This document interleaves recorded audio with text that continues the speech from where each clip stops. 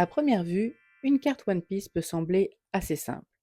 Une illustration, quelques chiffres, un peu de texte, et pourtant, elle contient énormément d'informations. Certaines sont utiles aux collectionneurs, d'autres aux joueurs, et certaines concernent tout simplement tous les passionnés du One Piece Card Game. Aujourd'hui, je vous propose de décortiquer cette carte point par point pour comprendre enfin tout ce qu'elle a à raconter. Alors avant d'aller plus loin, petite précision, la carte que je prends pour exemple aujourd'hui est en anglais simplement parce que c'est la langue que je collectionne. Mais rassurez-vous, les cartes françaises, japonaises et chinoises sont organisées exactement de la même façon. Toutes les informations que nous allons voir aujourd'hui se trouvent au même endroit. Alors c'est parti! Commençons par ce que beaucoup de collectionneurs regardent en premier lorsqu'ils ouvrent un booster, la rareté. Elle est indiquée par une ou plusieurs lettres comme C, UC, R, SR ou encore SEC. Plus une carte est rare, plus elle sera difficile à obtenir dans les boosters. Certaines cartes existent également en plusieurs versions. Lorsqu'une étoile est présente au-dessus de la lettre, cela indique qu'il s'agit d'une version parallèle, aussi appelée version alternative. Les effets restent exactement les mêmes, mais l'illustration ou la finition de la carte change. Une idée reçue d'ailleurs revient souvent. Une carte plus rare est forcément plus forte. En réalité, ce n'est pas le cas. La rareté n'a aucun impact sur les règles du jeu. Elle indique simplement à quel point une carte est difficile à obtenir. Intéressons-nous maintenant à ce qui prend le plus de place sur la carte. Je crois qu'on est nombreux à acheter une carte avec les yeux avant de regarder le reste. Et je dois vous faire une confidence, c'est exactement mon cas. Ce qui me fait vraiment craquer, bien évidemment, ce sont les illustrations. Certaines sont de véritables œuvres d'art. J'adore certaines versions normales, mais je dois reconnaître que les versions foil ont souvent un petit quelque chose en plus. Je dois l'avouer, devant une belle carte, je manque complètement de self-control. L'illustration représente bien sûr le personnage, mais elle permet aussi de reconnaître très rapidement une carte. Deux cartes peuvent représenter le même personnage tout en proposant des illustrations complètement différentes. Mais une belle illustration ne nous dit pas encore exactement de quelle carte il s'agit. Juste ici, on retrouve le nom de la carte. La plupart du temps, il correspond tout simplement au personnage représenté. Mais dans le One Piece Card Game, un même personnage peut exister sous des dizaines de cartes différentes. On peut donc retrouver plusieurs versions de Luffy, de Zoro ou encore de Nami avec des illustrations, des effets ou des statistiques complètement différents.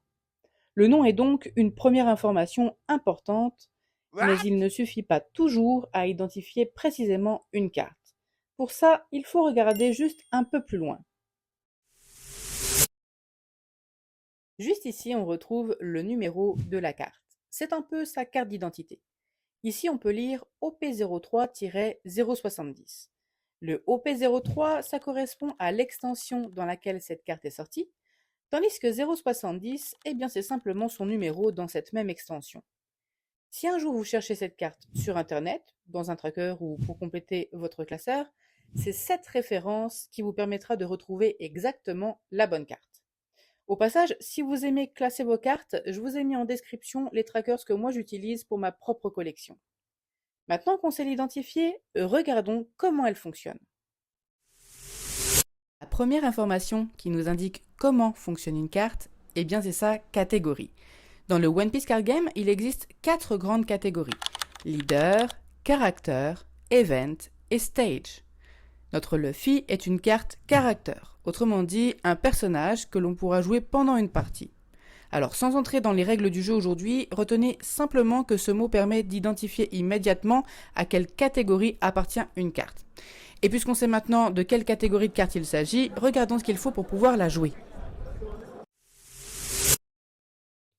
Ce chiffre représente le coût de la carte. Ici, notre Luffy coûte 6. Cela signifie qu'il faudra utiliser 6 dons pour pouvoir le jouer. En règle générale, plus le coût est élevé, plus il faudra attendre avant de pouvoir jouer cette carte. Bien sûr, il existe des exceptions, mais ce sera pour une autre vidéo. Une fois qu'on connaît son coût, il est temps de regarder ce qu'elle est capable de faire. Commençons par sa puissance.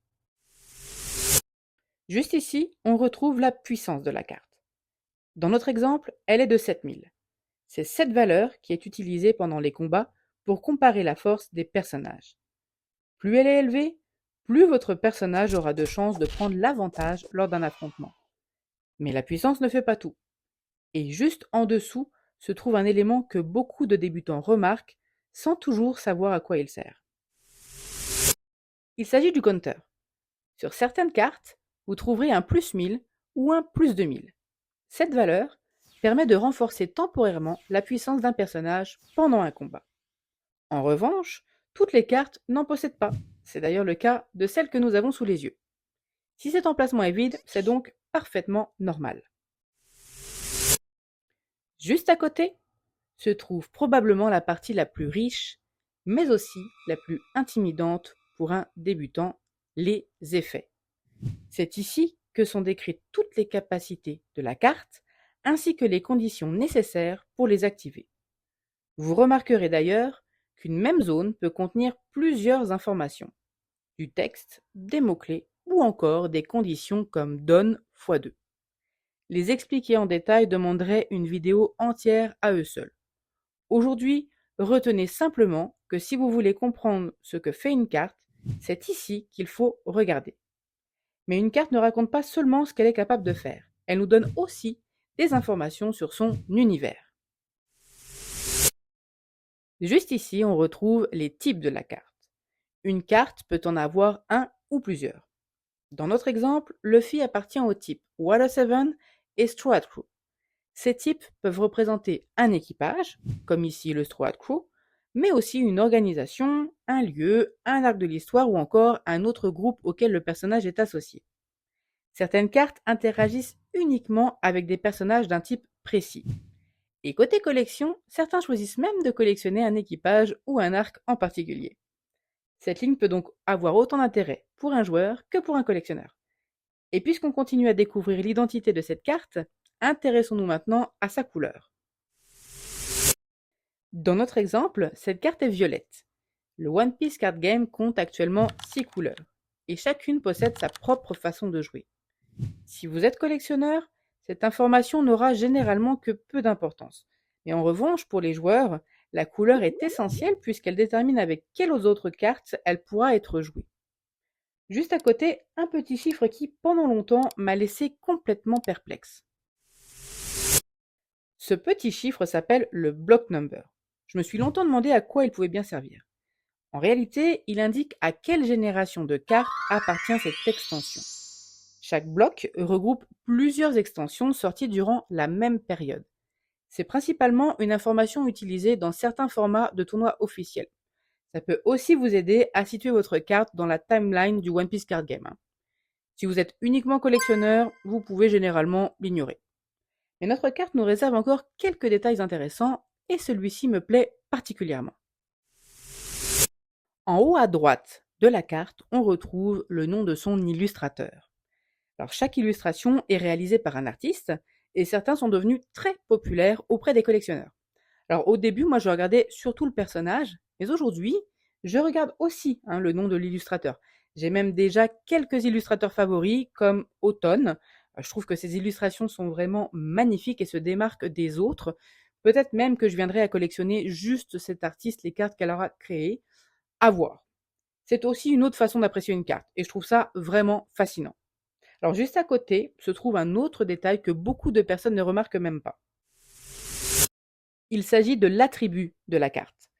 Vous rencontrerez par exemple des attributs comme Strike, Slash, Ranged, Wisdom ou encore Special.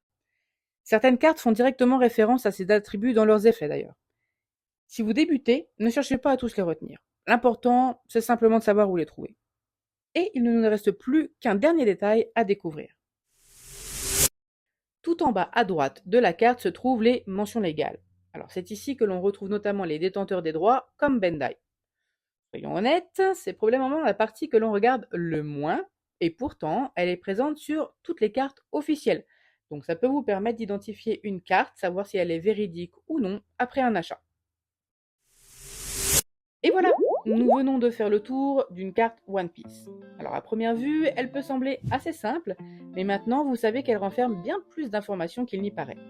La prochaine fois que vous ouvrirez un booster, je suis presque certaine que vous ne regarderez plus vos cartes de la même façon. Et si cette vidéo vous a appris quelque chose, dites-moi en commentaire quelle information vous connaissiez le moins. Je suis vraiment curieuse de lire vos réponses. Si elle peut aussi aider un ami qui débute dans le One Piece Card Game, n'hésitez pas à lui partager. Je vous embrasse comme je vous aime. Bye bye!